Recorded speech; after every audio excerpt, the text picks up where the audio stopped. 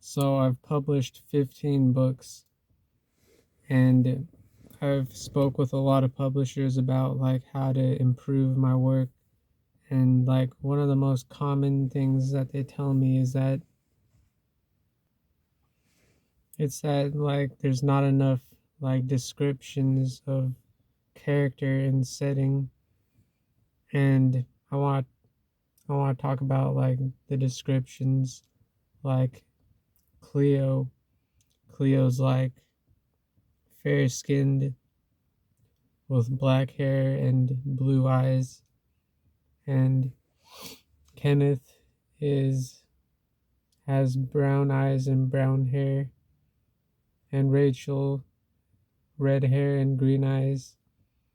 And one of the biggest like complaints from the publishers is that I don't really go into detail about character descriptions, and so the audience feels disconnected from the characters when they like see don't really understand what they look like or and stuff like that. And so I was with the editing team, and they were asking me, all right, we're not going to edit anything unless we get your permission, and we're going to show you what we think we needs to change. All right, there needs to be like I don't I don't know, like maybe the setting, like the setting or the environment that they're in can be used as an excuse to like describe their physical appearance. For example, like what does the girl's hair look like when the breeze is blowing on it? Is it like really wafty, or is it strandy, or is it glossy, or is it thick? And also like what does the character's skin look like when the sunset is like shining on it? Is it like sweaty? Is it shiny? Is it Yeah, so these are some things that the editors were talking about. It's like maybe you don't have to go into too much detail about what they look like, but you can describe like how the environment influences like physical attributes about the characters. And so I thought this was really helpful, and I let the editors know that I was grateful for them trying to help me out.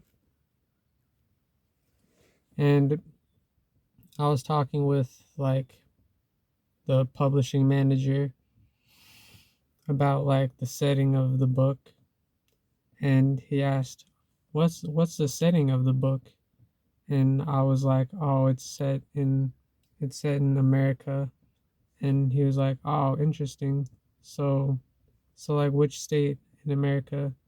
And I admitted that the book doesn't specifically say which state, and he was like, "Okay, that's interesting.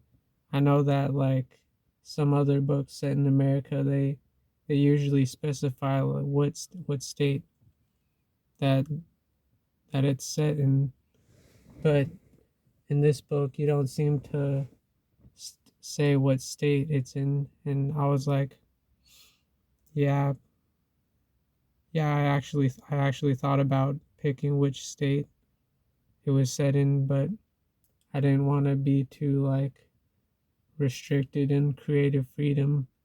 And he was like, "Oh, that makes sense. There are some books where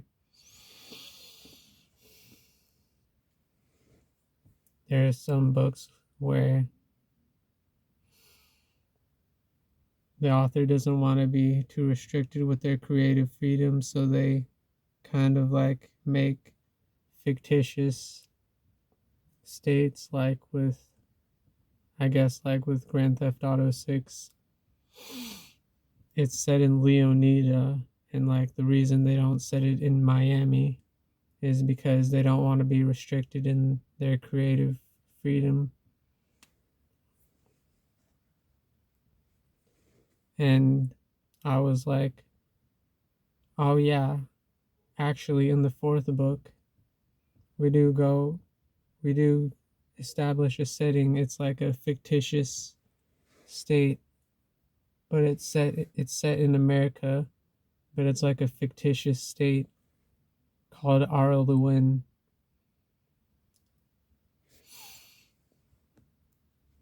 And the publisher was like, all right, all right, that's fine, like as long as you can like really give Araluen like a sense of place, then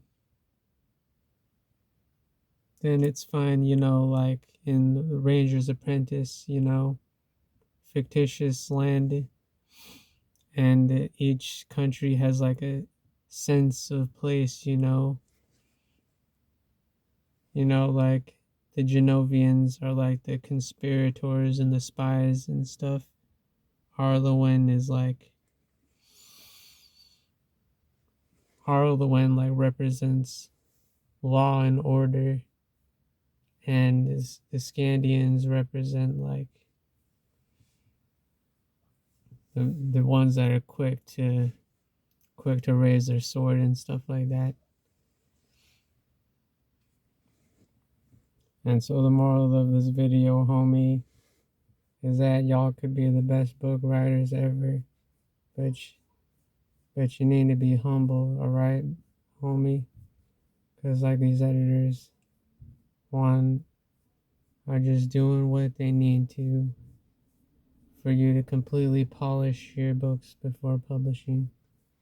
And if you have a big head, then you're gonna rush the book onto the market and it's gonna be forever bad, But if you just delayed that book and listened to the editors and made the necessary changes, then y'all could have been a multi-million copy bestseller, but y'all were too prideful.